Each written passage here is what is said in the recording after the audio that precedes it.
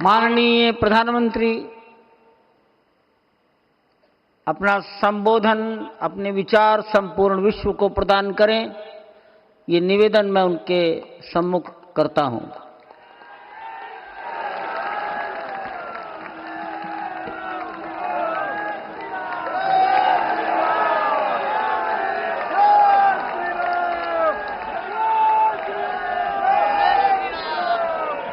सियावर रामचंद्र की, सियावर रामचंद्र की जय सिया राम। उत्तर प्रदेश की राज्यपाल आनंदीबेन पटेल, राष्ट्रीय स्वयंसेवक संघ के परम पूजनीय सरसंघ चालक डॉक्टर मोहन भागवत जी, उत्तर प्रदेश के मुख्यमंत्री योगी आदित्यनाथ जी, श्री राम जन्मभूमि तीर्थ क्षेत्र ट्रस्ट के अध्यक्ष पूज्य महंत नृत्य गोपाल दास जी, पूज्य संत समाज,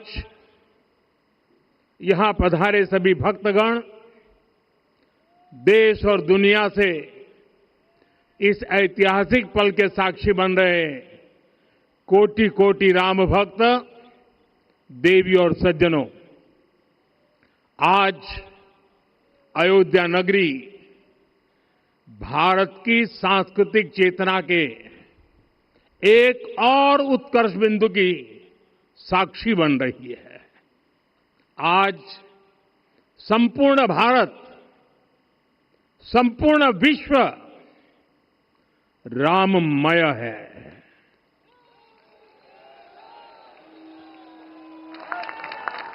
हर राम भक्त के हृदय में अद्वितीय संतोष है, असीम कृतज्ञता है, अपार अलौकिक आनंद है। सदियों के घाव भर रहे हैं,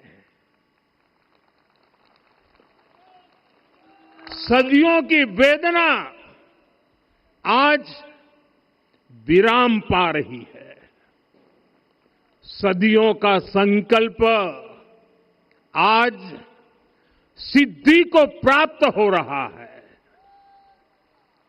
आज उस यज्ञ की पूर्णाहुति है जिसकी अग्नि 500 वर्ष तक प्रज्वलित रही, जो यज्ञ एक पल भी आस्था से डिगा नहीं, एक पल भी विश्वास से टूटा नहीं। आज भगवान श्री राम के गर्भगृह की अनंत ऊर्जा, श्री राम परिवार का दिव्य प्रताप इस धर्म ध्वजा के रूप में इस दिव्यतम भव्यतम मंदिर में प्रतिष्ठापित हुआ है। और साथियों, ये धर्म ध्वजा केवल एक ध्वजा नहीं, ये भारतीय सभ्यता के पुनर्जागरण का ध्वज है। इसका भगवा रंग, इस पर रचित सूर्यवंश की ख्याति, वर्णित होम शब्द और अंकित कोविदार वृक्ष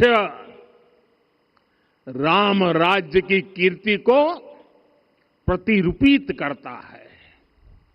ये ध्वज संकल्प है, ये ध्वज सफलता है, ये ध्वज संघर्ष से सृजन की गाथा है, ये ध्वज सदियों से चले आ रहे स्वप्नों का साकार स्वरूप है। ये ध्वज संतों की साधना और समाज की सहभागिता की सार्थक परिणति है।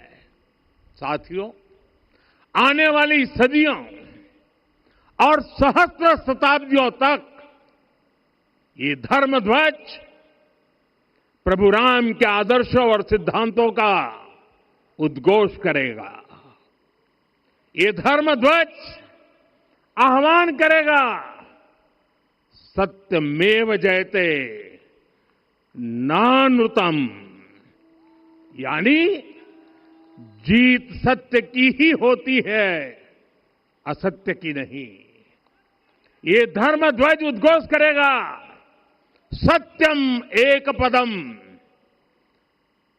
ब्रह्म सत्य धर्म प्रतिष्ठित, अर्थात सत्य ही ब्रह्म का स्वरूप है, सत्य में ही धर्म स्थापित है।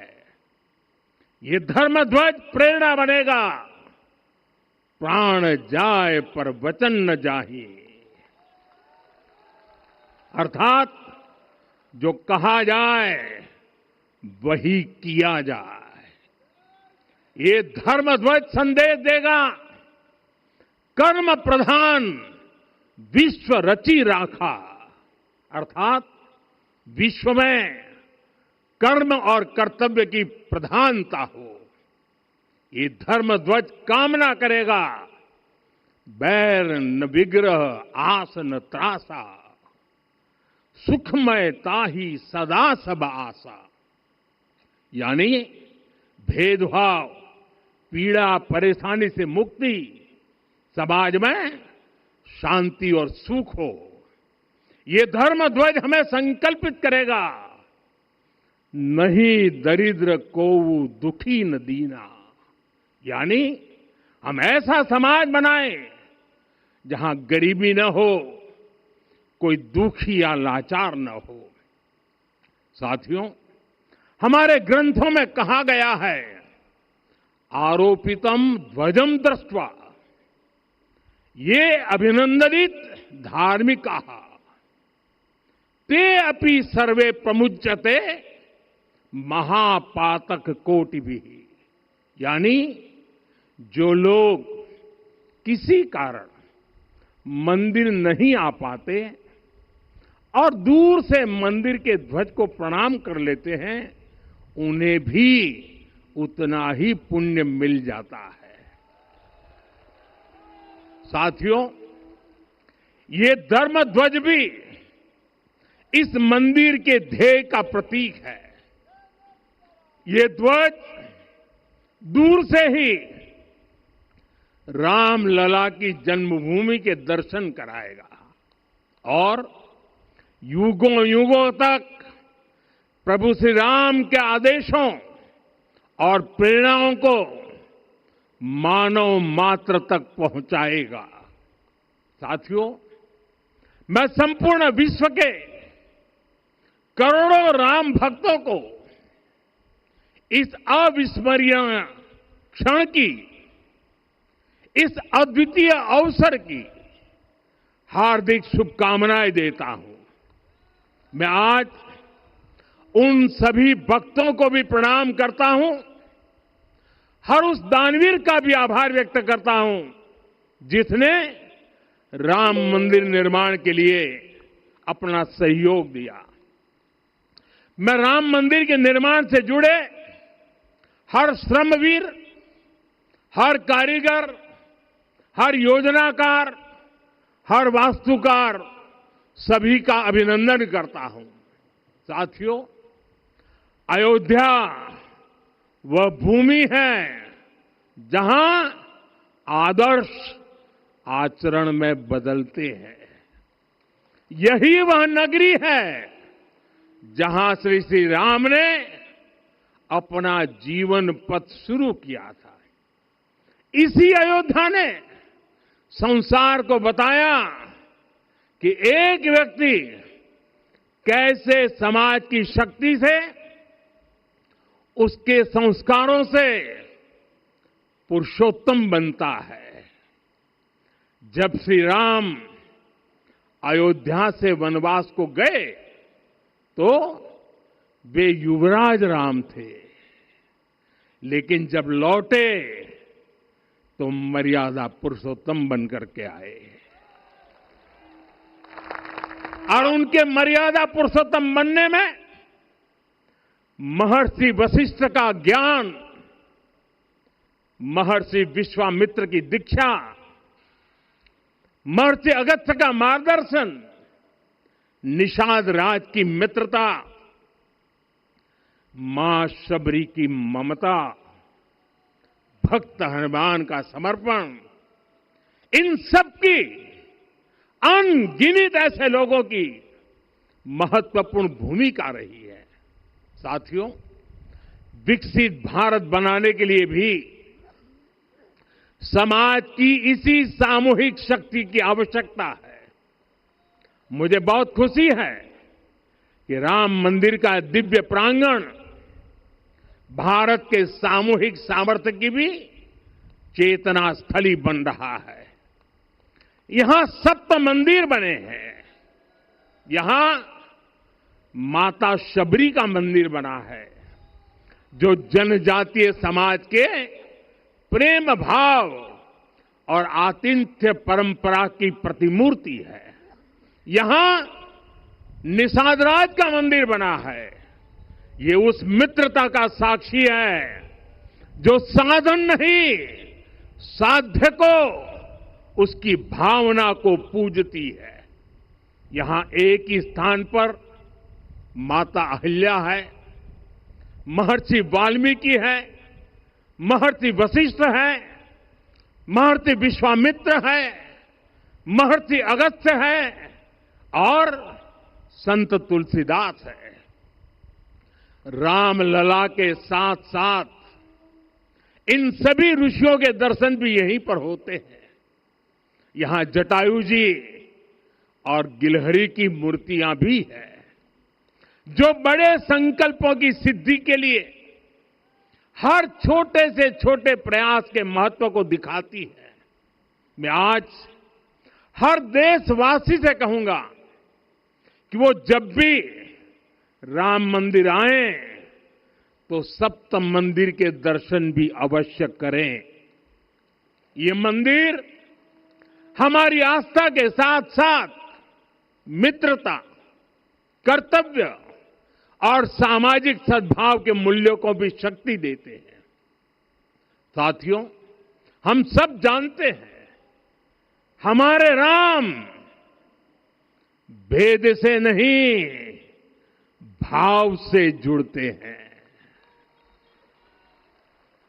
उनके लिए व्यक्ति का कुल नहीं, उसकी भक्ति महत्वपूर्ण है। उन्हें वंश नहीं, मूल्य प्रिय है। उन्हें शक्ति नहीं, सहयोग महान लगता है। आज हम भी उसी भावना से आगे बढ़ रहे हैं।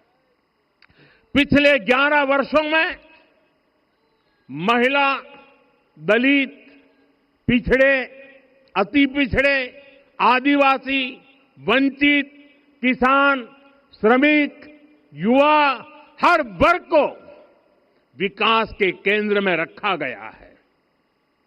जब देश का हर व्यक्ति, हर वर्ग, हर क्षेत्र सशक्त होगा, तब संकल्प की सिद्धि में सबका प्रयास लगेगा और सबके प्रयास से ही 2047 जब देश आजादी के 100 साल मनाएगा, हमें 2047 तक विकसित भारत का निर्माण करना ही होगा। साथियों, रामलला की प्राण प्रतिष्ठा के ऐतिहासिक अवसर पर मैंने राम से राष्ट्र के संकल्प की चर्चा की थी। मैंने कहा था कि हमें आने वाले 1000 वर्षों के लिए भारत की नींव मजबूत करनी है। हमें याद रखना है, जो सिर्फ वर्तमान का सोचते हैं वो आने वाली पीढ़ियों के साथ अन्याय करते हैं। हमें वर्तमान के साथ साथ भावी पीढ़ियों के बारे में भी सोचना है, क्योंकि हम जब नहीं थे ये देश तब भी था, जब हम नहीं रहेंगे ये देश तब भी रहेगा। हम एक जीवंत समाज है, हमें दूरदृष्टि के साथ ही काम करना होगा। हमें आने वाले दशकों, आने वाली सदियों को ध्यान में रखना ही होगा। और साथियों, इसके लिए भी हमें प्रभु राम से सीखना होगा। हमें उनके व्यक्तित्व को समझना होगा, हमें उनके व्यवहार को आत्मसात करना होगा। हमें याद रखना होगा, राम यानी आदर्श, राम यानी मर्यादा, राम यानी जीवन का सर्वोच्च चरित्र, राम यानी सत्य और पराक्रम का संगम। दिव्य गुणे शक्र समो रामः सत्य पराक्रमः। राम यानी धर्म पथ पर चलने वाला व्यक्तित्व। रामः सत्पुरुषो लोके सत्यः सत्यपरायणः। राम यानी जनता के सुख को सर्वोपरि रखना, प्रजा सुखत्वे चंद्रस्य। राम यानी धर्म और क्षमा का दरिया। वसुधाया क्षमा गुणे है। राम यानी ज्ञान और विवेक की पराकाष्ठा। बुद्धया बृहस्पते तुल्य। राम यानी कोमलता में दृढ़ता। मृदु पूर्वज भाषते। राम यानी कृतज्ञता का सर्वोच्च उदाहरण। कदाचन नोपकारेण कृति नैकेन तुष्यति। राम यानी श्रेष्ठ संगति का चयन। शीला वृद्धे ज्ञान वृद्धे वयोवृद्धे च सज्जनै। राम यानी विनम्रता में महाबल। वीर्यवान च वीर्येण महता स्वेन विस्मितः। राम यानी सत्य का अडिग संकल्प। न च अनुत्र कथो विद्वान। राम यानी जागरूक, अनुशासित और निष्कपट मन। निस्तिंद्र अपम्रत च स्वदोष परदोषवित। साथियों, राम सिर्फ एक व्यक्ति नहीं, राम एक मूल्य है, एक मर्यादा है, एक दिशा है। अगर भारत को साल 2047 तक विकसित बनाना है, अगर समाज को सामर्थ्यवान बनाना है, तो हमें अपने भीतर राम को जगाना होगा। हमें अपने भीतर के राम की प्राण प्रतिष्ठा करनी होगी। और इस संकल्प के लिए आज से बेहतर दिन और क्या हो सकता है। साथियों, 25 नवंबर का यह ऐतिहासिक दिन अपनी विरासत पर गर्व का एक और अद्भुत क्षण लेकर आया है। इसकी वजह है धर्म ध्वजा पर अंकित कोविदार वृक्ष। ये कोविदार वृक्ष इस बात का उदाहरण है कि जब हम अपनी जड़ों से कट जाते हैं तो हमारा वैभव इतिहास के पन्नों में दब जाता है। साथियों, जब भरत अपनी सेना के साथ चित्रकूट पहुंचे तो लक्ष्मण ने दूर से ही अयोध्या की सेना को पहचान लिया। ये कैसे हुआ, इसका वर्णन वाल्मीकि जी ने किया है। और वाल्मीकि जी ने क्या वर्णन किया है? उन्होंने कहा है, विराजित उद्गत स्कंधम कोविदार ध्वजः रथे। लक्ष्मण कहते हैं, राम, सामने जो तेजस्वी प्रकाश में विशाल वृक्ष जैसा ध्वज दिखाई दे रहा है, वही अयोध्या की सेना का ध्वज है। उस पर कोविदार का शुभ चिन्ह अंकित है। साथियों, आज जब राम मंदिर के प्रांगण में कोविदार फिर से प्रतिष्ठित हो रहा है, यह केवल एक वृक्ष की वापसी नहीं है, यह हमारी स्मृति की वापसी है, हमारी अस्मिता का पुनर्जागरण है, हमारी स्वाभिमानी सभ्यता का पुनः उद्घोष है। कोविदार वृक्ष हमें याद दिलाता है कि जब हम अपनी पहचान भूलते हैं तो हम स्वयं को खो देते हैं, और जब पहचान लौटती है तो राष्ट्र का आत्मविश्वास भी लौट आता है। और इसलिए मैं कहता हूं, देश को आगे बढ़ना है तो अपनी विरासत पर गर्व करना होगा। साथियों, अपनी विरासत पर गर्व के साथ साथ एक और बात भी महत्वपूर्ण है, और वो है गुलामी की मानसिकता से पूरी तरह मुक्ति। आज से 190 साल पहले 190 साल पहले साल 1835 में 1835 में मैकाले नाम के एक अंग्रेज ने भारत को अपनी जड़ों से उखाड़ने के बीज बोए थे।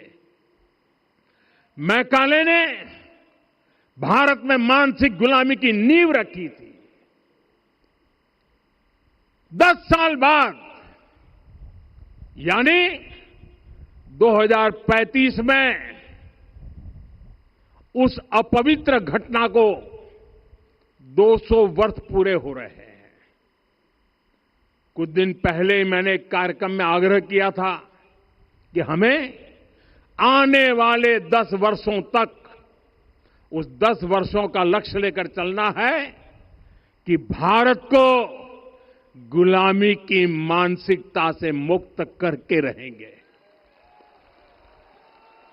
साथियों, सबसे बड़ा दुर्भाग्य यह है कि मैकाले ने जो कुछ सोचा था उसका प्रभाव कहीं व्यापक हुआ।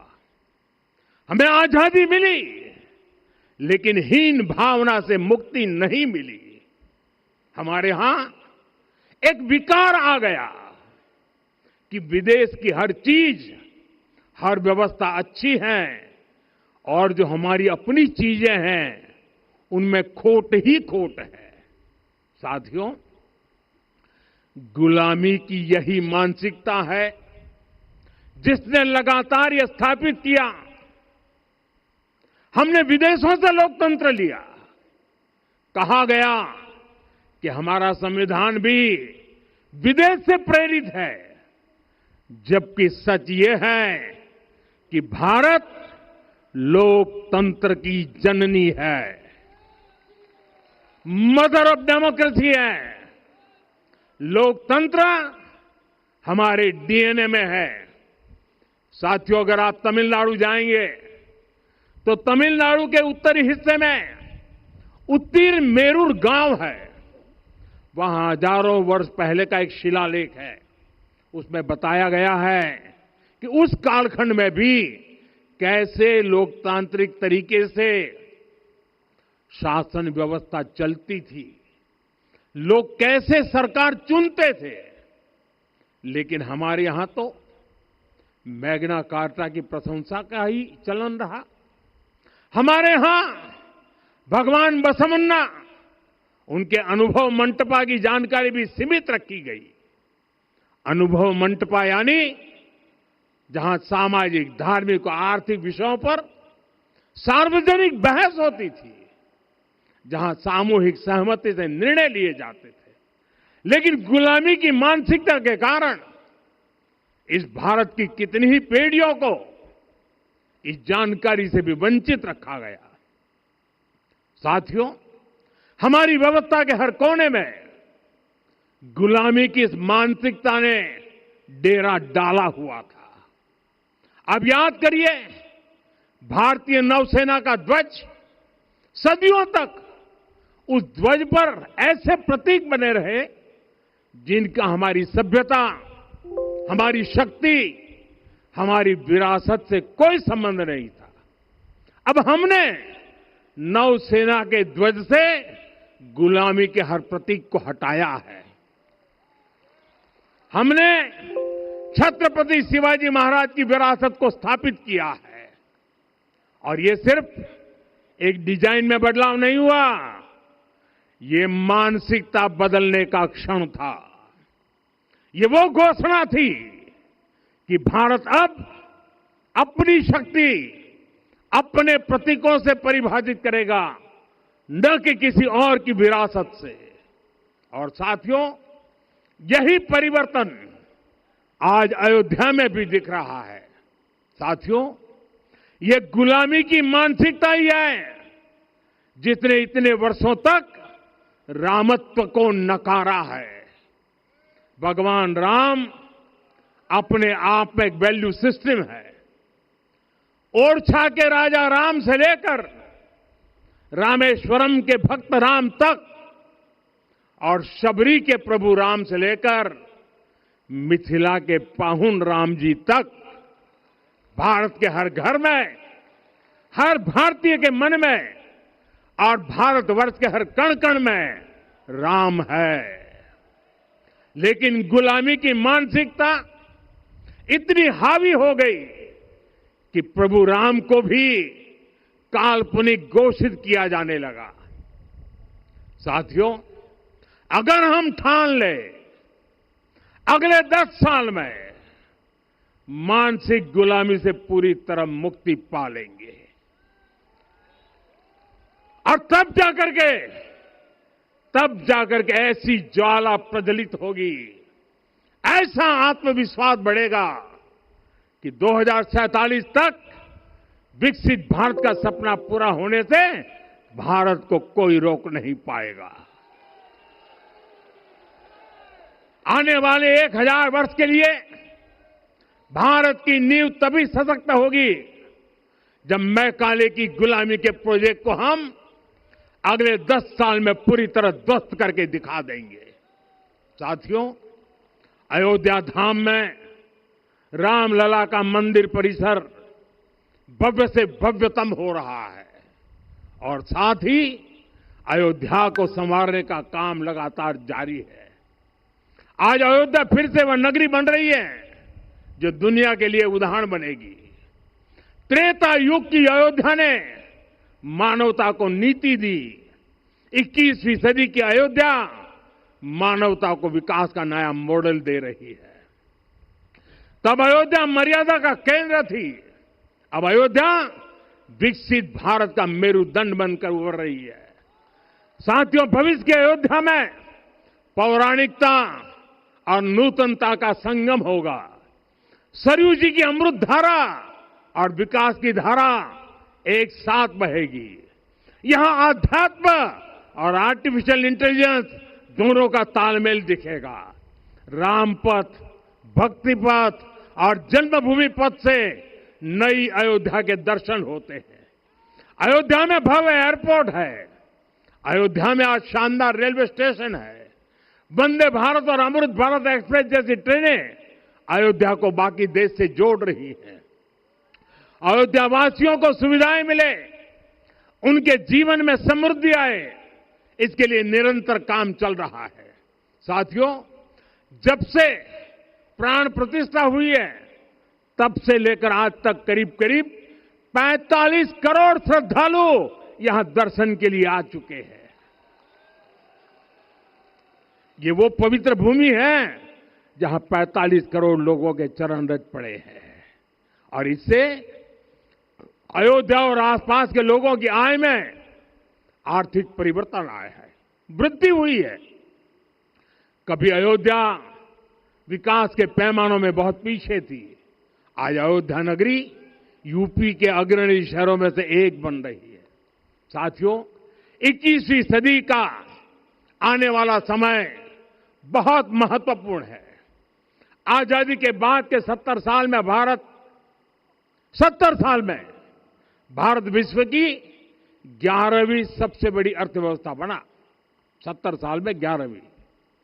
लेकिन पिछले 11 साल में ही भारत विश्व की 5वीं सबसे बड़ी अर्थव्यवस्था बन चुका है।